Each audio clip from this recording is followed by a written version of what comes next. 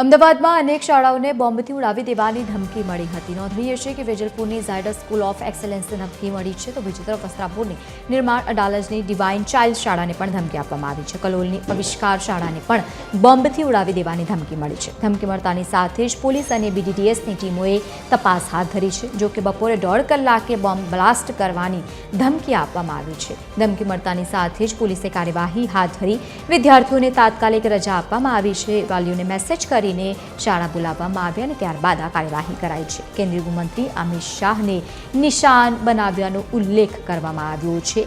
Khalistan movement સાથે સંકળાયેલ ગ્રુપે email કર્યો છે।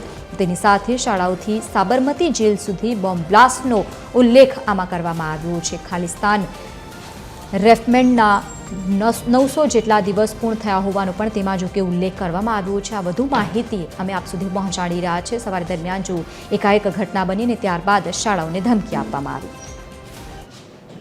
અમદાવાદ શહેરમાં આજે સવારના સમયે શહેરની અલગ અલગ વિસ્તારની સ્કૂલને એક ઈમેલ મળેલો હતો, જેમાં અલગ અલગ વિષયો અનુસંધાને સ્કૂલને બોમ્બ બ્લાસ્ટ વગેરેના જે કન્ટેન્ટ છે એ મુજબનો એક ઈમેલ મળેલ। ઈમેલ મળતાની સાથે જ તમામ પોલીસ અધિકારી, સિનિયર અધિકારીઓ અલગ અલગ સ્કૂલની વિઝિટ લઈ એન્ટી સબોટેજ ચેક BDDSની ટીમ દ્વારા અને ડોગ સ્ક્વોડ દ્વારા હાલ તમામ સ્કૂલમાં ચાલુ છે। કોઈપણ સ્કૂલમાંથી અત્યાર સુધી કોઈ શંકાસ્પદ વસ્તુ મળી આવી નથી। મોટાભાગની સ્કૂલોને અને વાલીઓને પણ કોઈપણ પ્રકારનું પેનિક ન કરવા માટે સ્કૂલ તરફથી પણ જણાવવામાં આવેલું છે। તો ધમકી મળતાની સાથે જ પોલીસ પ્રશાસન અત્યારે એલર્ટ છે અને તમામ જગ્યાઓ પર તપાસ પણ હાથ ધરવામાં આવી। વધુ માહિતી સાથે સંવાદદાતા અભિષેક વાઘેલા લાઈવ જોડાયા છે। અભિષેક, સતત આપ સવારથી અપડેટ આપી રહ્યા છો, શું વધુ માહિતી તેમાં સામે આવી છે? અને બીજી તરફ શાળાઓથી જે સાબરમતી જેલ છે ત્યાં સુધી બોમ્બ બ્લાસ્ટની વાતનો ઉલ્લેખ પણ કરવામાં આવ્યો છે। શું નવા તાર એકબીજા સાથે સંકળાયેલા જોવા મળ્યા છે?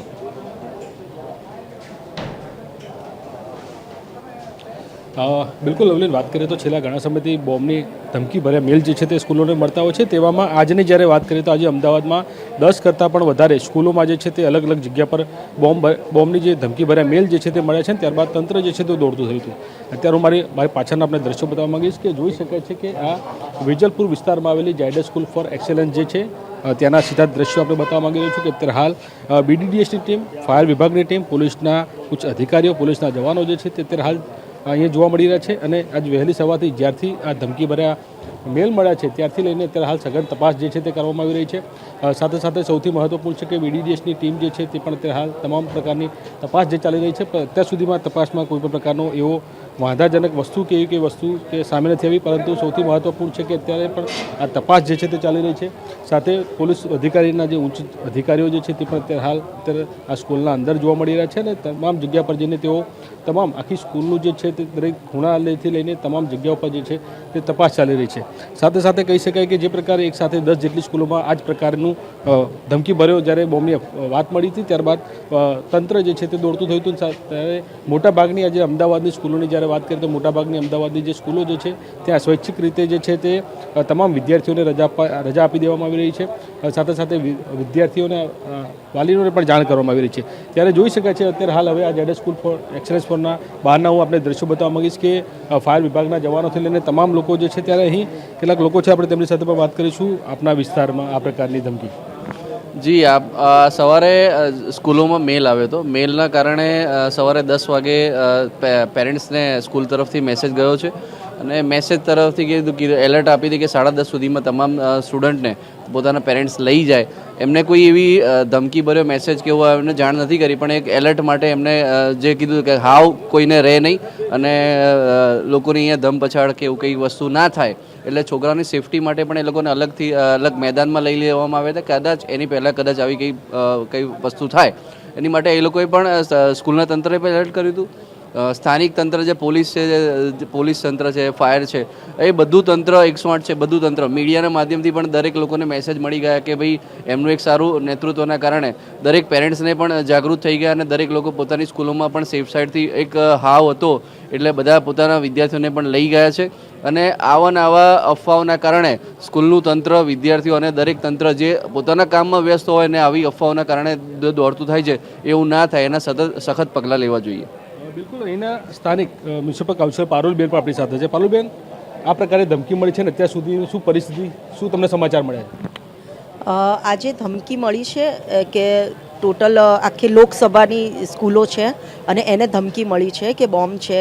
હવે એ વસ્તુ જે છે એ ખૂબ નિંદનીય છે. મેં એની પહેલાં પણ વાત કરી છે કે ભાઈ જે બાળકો છે આપણા દેશનું ભવિષ્ય છે અને એની સાથે આ ચેડા થઈ રહ્યા છે એ ખરેખર યોગ્ય નથી.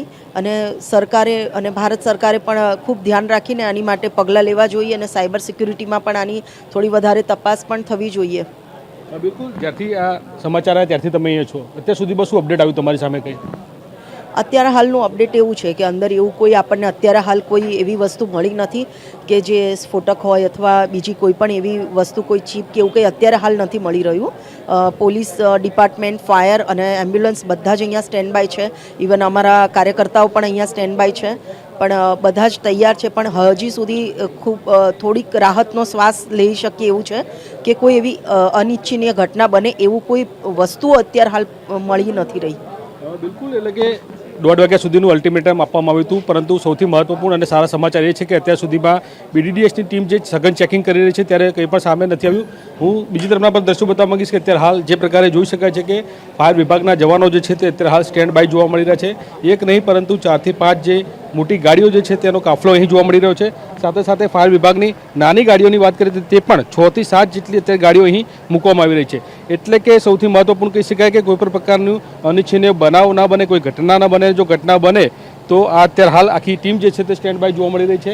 સાથે સાથે ફાયર વિભાગ તો એલર્ટ મોડમાં જોવા મળી રહ્યું છે. સાથે સાથે હેલ્થ વિભાગ જે છે તેની પણ 108ની ગાડી જે છે તે પણ અહીં મૂકવામાં આવી રહી છે અને તમામ અધિકારીઓ જે છે તે અત્યારે હાલ ઘટના સ્થળ ઉપર જોવા મળી રહ્યા છે. એટલે કે લવલીન, સૌથી મહત્વપૂર્ણ કહી શકાય કે આ પ્રકારે ન માત્ર અમદાવાદની અંદર ટોટલ વાત કરીએ તો વહેલી સવારથી અત્યાર સુધીમાં 10 થી 11 જેટલી સ્કૂલો જે છે કે ત્યાં આ પ્રકારના ધમકી ભર્યા મેલ જે છે તે બોમ્બથી ઉડાવવાની ધમકી ભર્યા મેલ જે છે તે મળ્યા છે અને ત્યારબાદ તંત્ર દોડતું થયું. તો અત્યારે હાલ તમામ જગ્યાઓ પર જે છે તે અધિકારીઓ જે છે, પોલીસ તંત્ર જે છે તે તમામ લોકો એલર્ટ મોડમાં જોવા મળી રહ્યા છે અને સઘન તપાસ જે છે તે ચાલી રહી છે.